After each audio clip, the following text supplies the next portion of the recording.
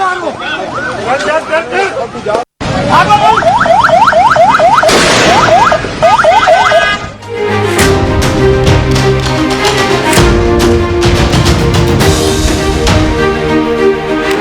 చూస్తున్న ఈ visual Pak occupied Kashmir, భారత భూభాగమైనటువంటి పాక్ ఆక్యుపైడ్ కాశ్మీర్లో జరుగుతున్న ఆందోళన.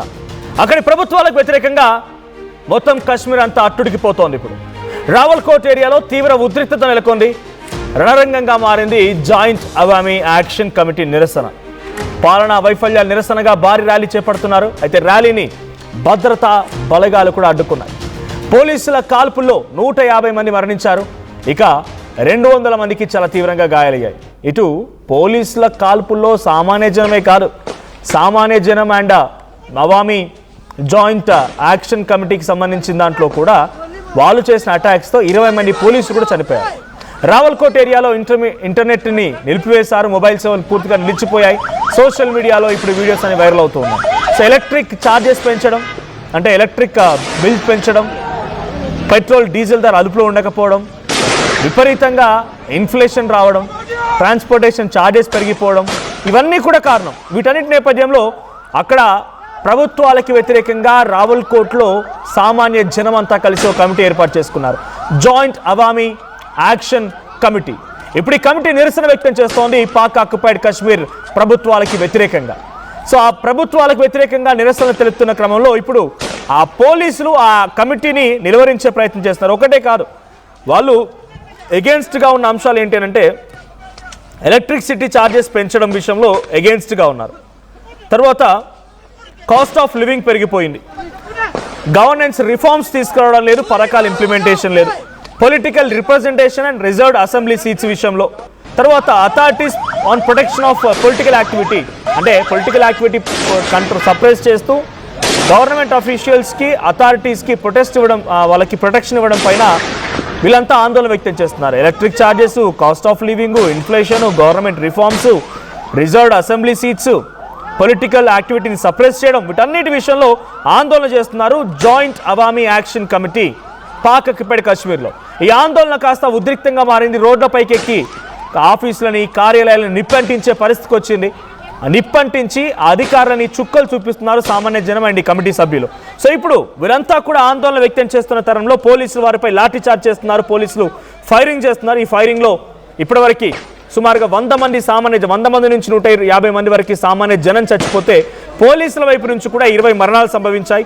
ఇంకా చాలామంది ఆసుపత్రిలో చికిత్స పొందుతూ ఉన్నారు. సో ఇప్పుడు ఈ ఉద్రిక్తతల నేపథ్యంలో అక్కడ మొబైల్ సేవలు నిలిపివేశారు, ఇంటర్నెట్ కనెక్షన్స్ లేవు, కమ్యూనికేషన్ డిస్ట్రప్షన్ ఉంది, రెస్ట్రిక్షన్స్ ఉన్నాయి గ్యాదరింగ్స్ పైన. ఆ తర్వాత సెక్యూరిటీ డిప్లాయ్మెంట్ కూడా ఉంది ఆ ప్రాంతం మొత్తం మీద. ఆ ప్రాంతం అంతా మొత్తం సెక్యూరిటీ హై అలర్ట్ కూడా కొనసాగుతోంది. ఇప్పుడు ఈ సిచ్యువేషన్లో ఒక ఉద్రిక్తత పరిస్థితికి సంబంధించిన విజువల్ మనం చూడొచ్చు. భయంకరమైనటువంటి సిచ్యువేషన్ ఉంది, ఫైరింగ్ జరుగుతున్నారని చేసుకునేటువంటి నిరసన వ్యక్తమవుతోంది అక్కడ పబ్లిక్ నుంచి అనేది.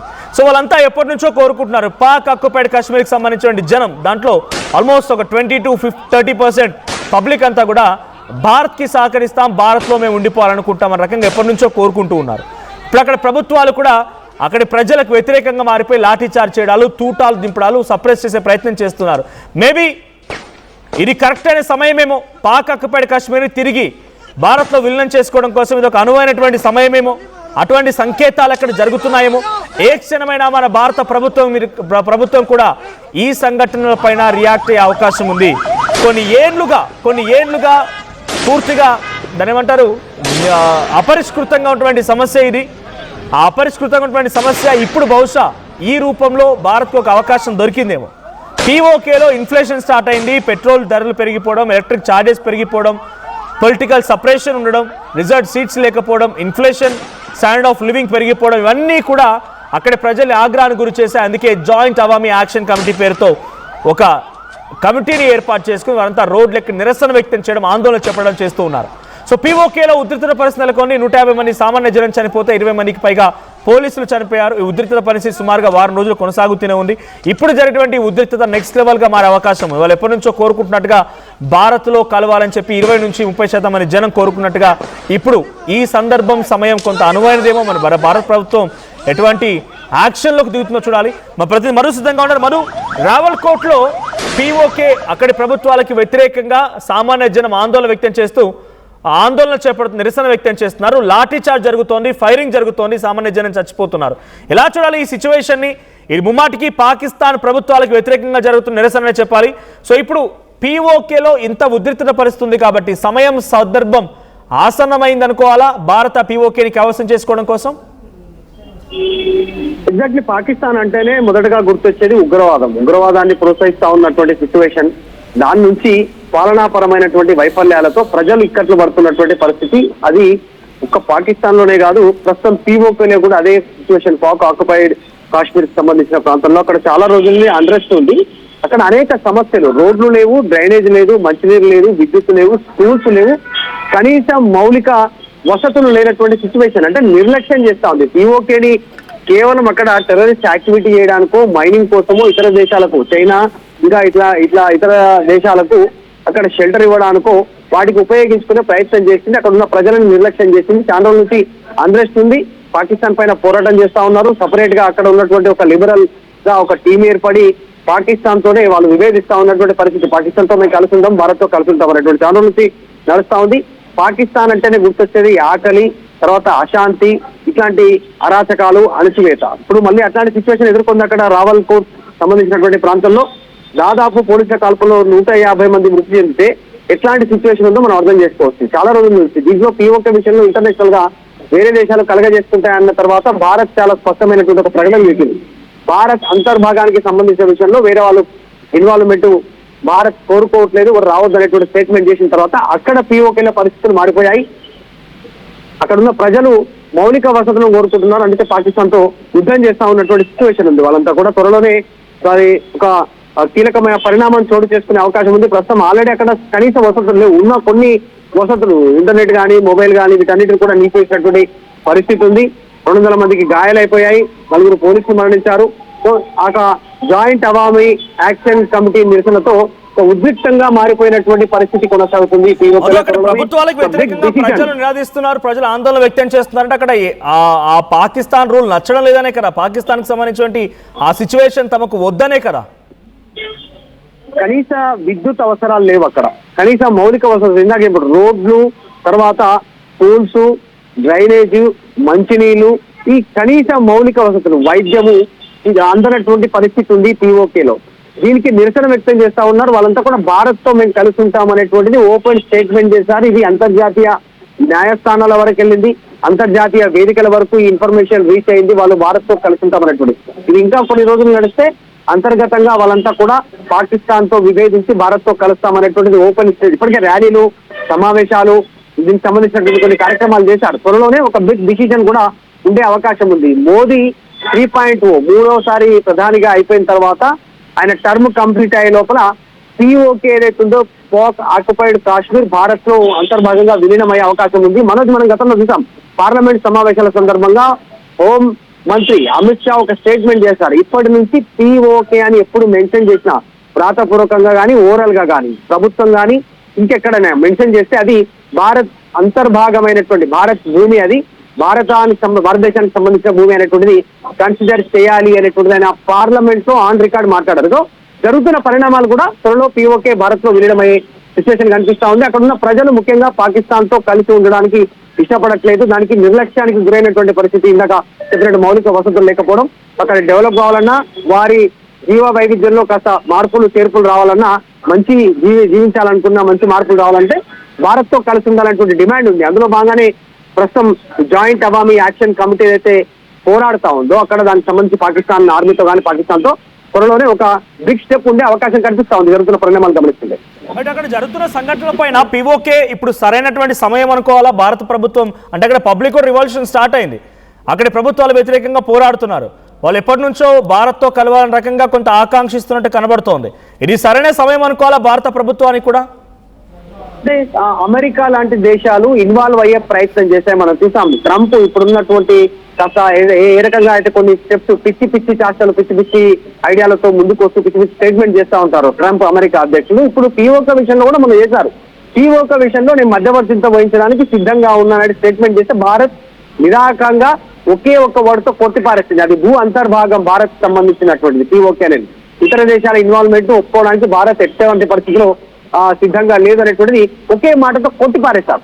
సో ఫ్యూచర్ లో ఈ అవకాశాన్ని ప్రపంచ దేశాలు వారికి అనుగుణంగా మార్చుకునే అవకాశం ఉంటుంది. దీని ఏదో అంతర్జాతీయ సమస్యగా మార్చే ప్రయత్నం చేస్తారు. కాబట్టి అట్లా జరగకుండా ఉండడానికే ప్రస్తుతం పిఓకేలో ఉన్నటువంటి ఈ వాళ్ళంతా కూడా పాకిస్తాన్ వ్యతిరేకిస్తూ స్వతహాగా వాళ్ళే భారత్ తో కలిసి ఉంటామనేటువంటి స్టేట్మెంట్ చేస్తా ఉన్నారు. అంటే భారత్ వెళ్ళి అక్కడ ఏదో ఆక్రమించుకోవడమో దాన్ని ఆక్యుపై చేసుకోవడానికో సిద్ధంగా ఉంది అనేటువంటిది మెసేజ్ ఇవ్వడానికి సిద్ధంగా లేదు. పార్లమెంట్ లో స్పష్టంగా చెప్పారు అమిత్ షా మాదే అని.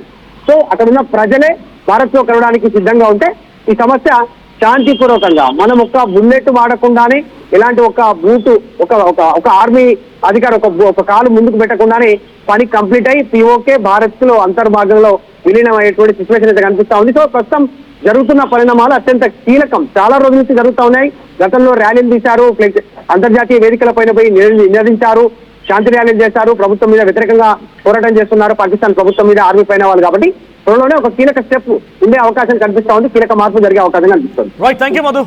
సో మొత్తంగా పిఓకే పాక్ ఆక్యుపైడ్ కాశ్మీర్, భారత భూభాగమైనటువంటి పాక్ ఆక్యుపైడ్ కాశ్మీర్లో రావల్కోట్ దగ్గర జాయింట్ అవామీ యాక్షన్ కమిటీ పెద్ద ఎత్తున ఆందోళన వ్యక్తం చేస్తుంది. అక్కడ ఎలక్ట్రిసిటీ కట్ చేశారు, ఇన్ఫ్లేషన్ స్టార్ట్ అయింది, కాస్ట్ ఆఫ్ లివింగ్ పెరిగిపోయింది, పొలిటికల్ సపరేషన్ స్టార్ట్ అయింది, ఆ తర్వాత రిజర్వ్స్ అసెంబ్లీ సీట్స్ కోసం నిరాధాలు కొనసాగుతున్నాయి. వీటన్నిటిని కలగలిపి అక్కడ ప్రభుత్వాలకు వ్యతిరేకంగా సామాన్య జనమే ఓ కమిటీగా ఏర్పడి పోలీసులను తరిమి కొడుతున్నారు. పోలీసుల వైపు నుంచి కాల్పులతో 150 మంది సామాన్య జనం చనిపోతే సుమారుగా 20 మందికి పైగా పోలీసులు కూడా చనిపోయారు అటు అవామీ యాక్షన్ కమిటీ యాక్షన్తో. సో ఇప్పుడు ఈ సిచ్యువేషన్ ఎక్స్ట్రీమ్గా మారుతోంది. ఇది ఒక సరైనటువంటి సమయం సందర్భంగానే భారత ప్రభుత్వం భావిస్తుందా? అక్కడ ప్రభుత్వాలకి వ్యతిరేకంగా వాళ్ళు పోరాడంతో పాటుగా భారత్లో విలీనం అవుతామన్న రకం గతంలో కూడా ఆశించినట్టుగా తెలుస్తున్న నేపథ్యంలో ఇప్పుడు సరైన సందర్భం సమయం చూసి భారత అటువంటి ప్రభుత్వాలని ఆర్మీని వెనక్కి పంపించేసి పిఓకే ఎప్పటికైనా మాదే అనే రకంగా వాళ్ళు మాట్లాడుతున్నారు. కాబట్టి దాని మనలో పూర్తిగా విలీనం చేసుకుంటుందా, పిఓకే అనేది లేకుండా చేస్తుందా అనేది చూడాల్సిన అవసరం అయితే ఉంది. But for sure be proud to be an Indian. డెఫినెట్గా రేపటి రోజున ఇటువంటి ఒక యాక్షన్ తప్పకుండా వస్తుంది. ఆ పాక్ ఆక్యుపైడ్ కాశ్మీర్ని భారత్లో కలిపేసుకుంటుంది మన ప్రభుత్వం అయితే, మన ఆర్మీ అయితే చాలా ప్రగాఢమైనటువంటి నమ్మకం, విశ్వాసం అయితే ప్రతి భారతీయ పౌరుడికి కలిగింది మొన్నటి ఆపరేషన్ సింధూర్ తర్వాత నుంచి. ఇప్పుడు అక్కడ ఇంటర్నెట్ సేవలు నిలిపివేశారు, మొబైల్ సేవలు నిలిపివేశారు, కమ్యూనికేషన్ కట్ చేశారు. మొత్తం ఒక ఎమర్జెన్సీ సిచ్యువేషన్ తలపిస్తోంది పాక్ ఆక్యుపైడ్ కాశ్మీర్లో. మరి దీన్ని అక్కడి ప్రభుత్వాలు ఎంత అణిచివేద్దామని చూసినా, అంత సప్రెస్ చేద్దామని చూసినా అంతకు రెట్టింపు ఉత్సాహాన్ని తీసుకొచ్చుకొని సామాన్య జనం పోరాడుతూ ఉన్నారు. దీనికి అటు ఎటువంటి సహకారం భారత ప్రభుత్వం నుంచి వస్తుంది, భారత ప్రభుత్వం దాన్ని స్వాధీనపరుచుకునే క్రమంలో ఈ అవకాశాన్ని సద్వినియోగం చేసుకుంటుందా, ఎలా ఉంటుందో చూడాలి. బట్ రావల్కోట్ మాత్రం అట్టుడికి పోతోంది, అగ్ని జ్వాలలా మారింది.